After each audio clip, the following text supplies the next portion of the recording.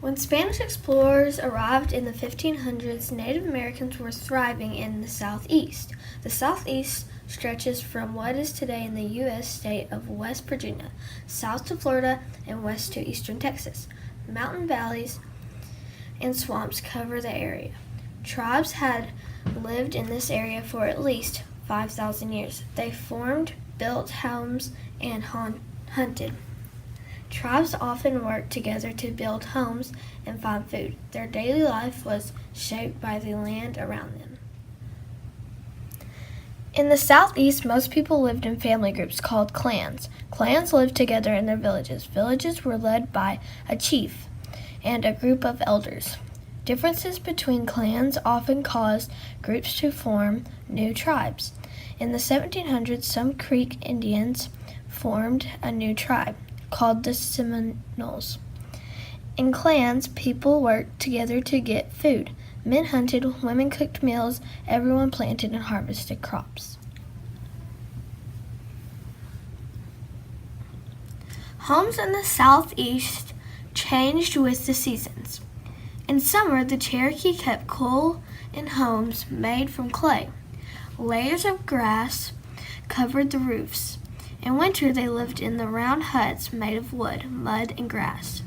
Tribes built homes with materials they got from the land. The Creek lived in the river valleys. They built huts with wood frames.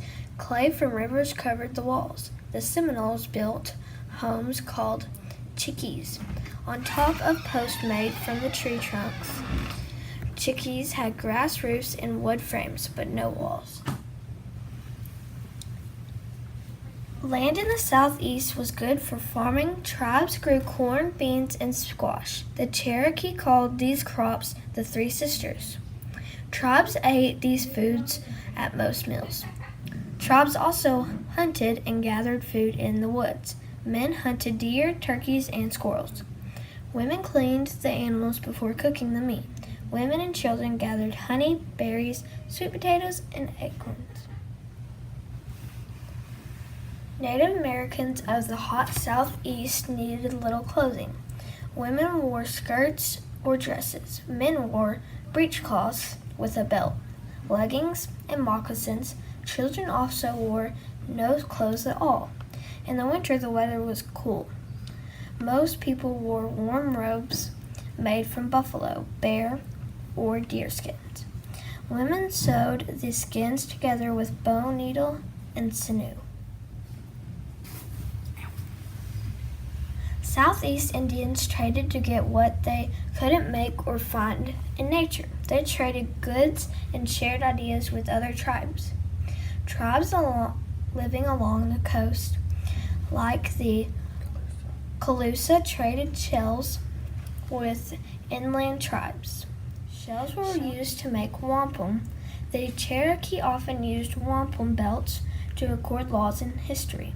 Other tribes traded freshwater pearls, animal hides, maple syrup, and clay pipes. They traded these items for copper, iron, salt, and flint.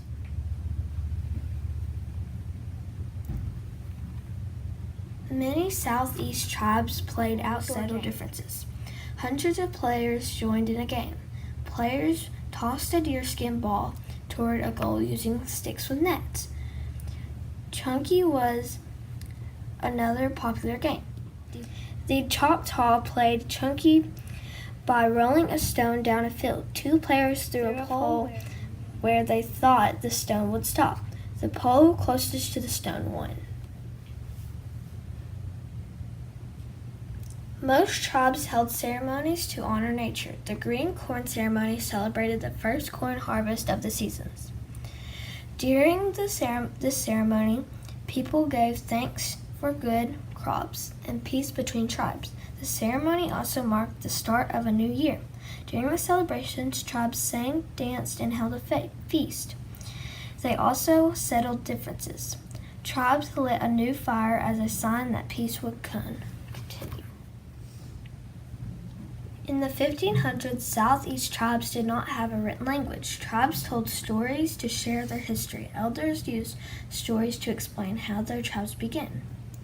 Other tales were about nature and the land. Southeast Indians also used stories to teach others about their way of life.